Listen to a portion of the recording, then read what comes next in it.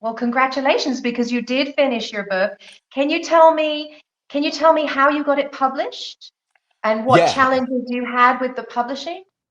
yeah, great question. Well, I got it published through through Amazon, so that's where I got it. I got that process together. So obviously, I've known. I mean, I came across a great coach, Dr. Fred Jones, and he was the one that actually I came across that gave me that the coaching opportunity. He gave me a framework to publish that book on Amazon, and that was great. Now the challenge I had to face again, self that always try to find his way to creep into my mind is when it come to lunch day, and I remember talking to my coach, and he's like, Dr. Fred, he's like, I mean, you got to pull out your phone and text people on your contact list. I'd be like, oh man, I don't want to do that. Then I pull out my affirmation again.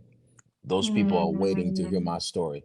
And that marketing aspect, I remember at night, it was like 10 o'clock, by like 9:40 something at night.